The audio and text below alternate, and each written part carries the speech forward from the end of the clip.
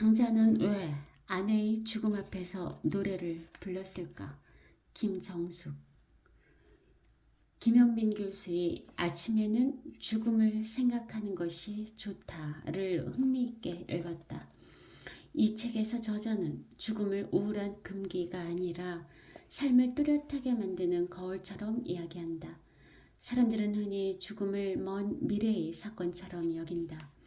하지만 저자의 말처럼 죽음을 정면으로 바라보는 순간 지금 살아있는 하루가 갑자기 선명해진다. 최근 우리 사회에서는 웰빙을 넘어 웰다잉이 중요한 화두가 되고 있다. 단순히 오래 사는 것이 아니라 어떻게 죽음을 받아들이고 삶을 마무리할 것인가에 대한 관심이다. 주목할 것은 웰다잉의 논의가 장자의 생각과 매우 닮아 있다. 장자는 억지로 생명을 붙들려 하지 않았다. 죽음을 부정하거나 과장하지도 않았다. 오히려 죽음을 인정할 때 삶이 자유로워진다고 보았다. 흥미롭게도 조선시대 회화 가운데 죽음을 주제로 한 작품들이 있다. 옛 그림을 통해 죽음에 대한 장자의 견해를 살펴보도록 하자. 조선 후기 화원화가 김득신이 그린 삼각산 노족봉은 얼핏 서울 북쪽의 명산인 삼각산 북한산의 노족봉을 그린 설경 산수화로 보인다. 하지만 화제를 보면 이야기가 달라진다. 화제에는 어제 팔장 경신년 1800년 7월 금음날이라고 적혀 있다. 그러니까 정조가 승하한 다음 달에 그린 것임을 알 수 있다. 정조가 세상을 떠난 것은 1800년 6월 28일 49세 무렵이었다. 그의 죽음은 조선사회 전체를 충격 속에 몰아넣었다. 갑작스러운 병세 약화, 정치 세력 간의 갈등, 독살설까지 여러 추측이 이어졌다. 의혹들이 증명된 것은 아니지만 정조의 죽음은 단순한 자연사가 아니라 한 시대의 몰락처럼 느껴진다. 문득 궁금하다. 7월 금음이면 늦더위가 기승을 부릴 시기인데 김득신은 왜 눈 내린 겨울밤의 정경을 그렸을까? 실은 이 그림의 좌우에 정조와 문신 이태영의 칠원시가 대칭으로 꾸며져 있다. 오른쪽에 있는 정조의 시는 삼각산 노족봉을 중국 형산이 성남봉에 깃대어 태평성대를 기원한 내용이다. 정조의 시 마지막 구절에 입춘이라는 시간적 배경이 언급되어 있다. 입춘이면 1월 말이나 2월 초다. 김득신은 한여름임에도 정조의 어제시에 충실하여 설경을 그렸던 것이리라. 무엇보다 마른 선묘로 표현된 소나무와 잡목 너머 푸른빛의 번짐이 조화를 이루어 설경의 멋이 살아있다. 몇 번이 간단한 붓칠만으로 조선사회의 암울한 분위기와 화가의 내면까지 담아낸 그림이라는 점에서 볼수록 애틋하다. 정조가 세상을 떠난 뒤 조선은 급속히 흔들리기 시작했다. 정치 세도의 그림자가 드리워지고 개혁의 열기는 식어갔다. 그 시대 공기 속에서 김득신은 삼각산 노족봉을 그렸던 것이다. 사람들은 대부분 죽음을 상실로 이해한다. 하지만 장자는 지락편에서 전혀 다른 이야기를 했다.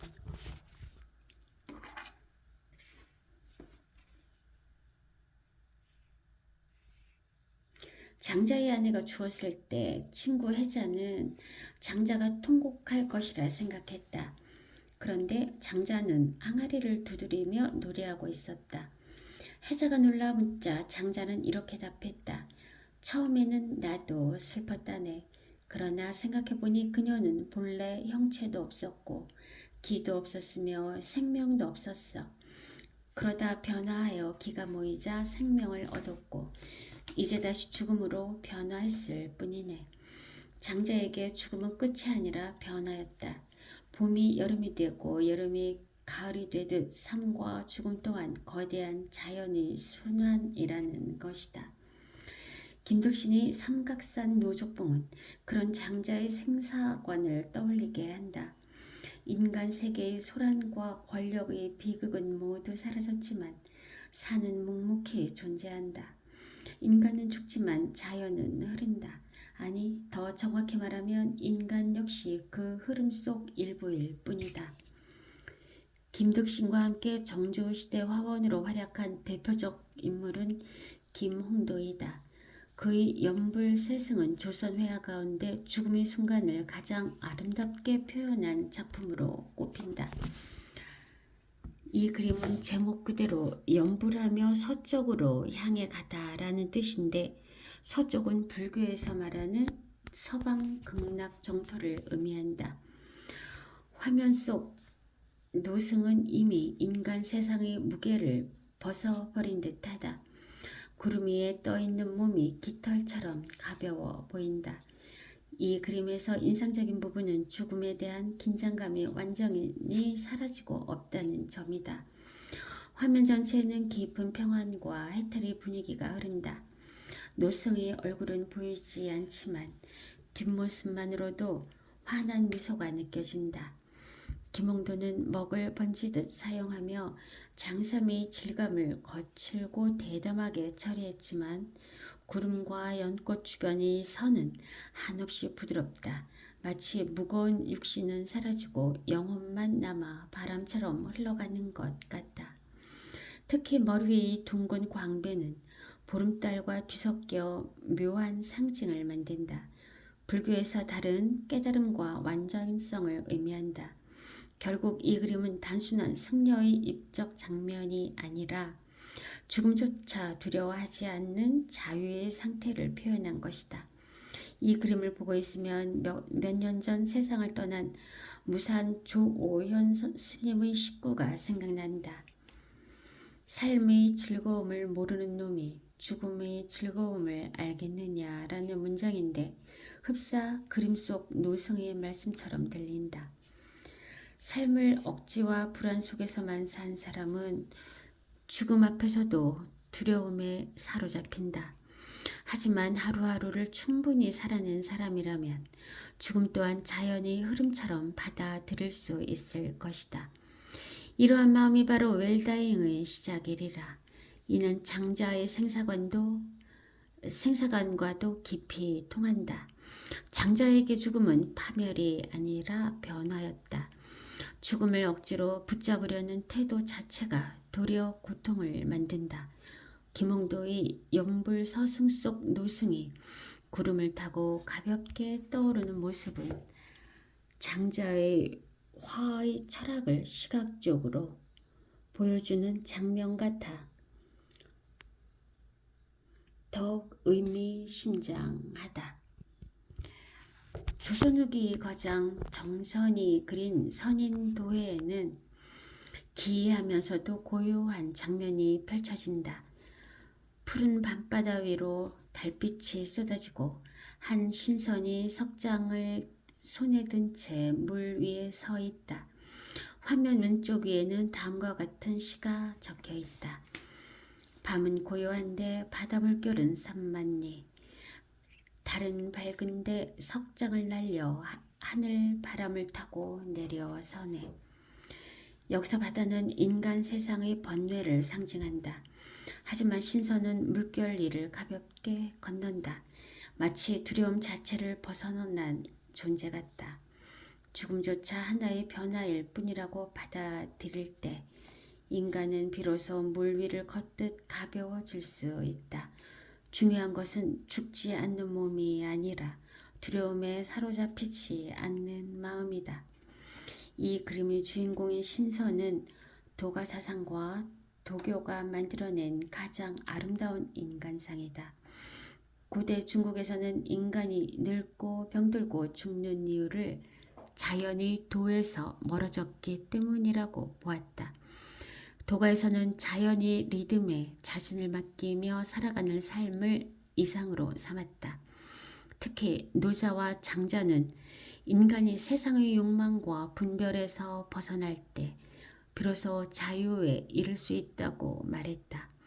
장자는 소요유에서 거대한 붕새가 하늘 끝까지 날아오르는 이야기를 들려주며 세속적 기준을 초월한 존재의 자유를 이야기한다.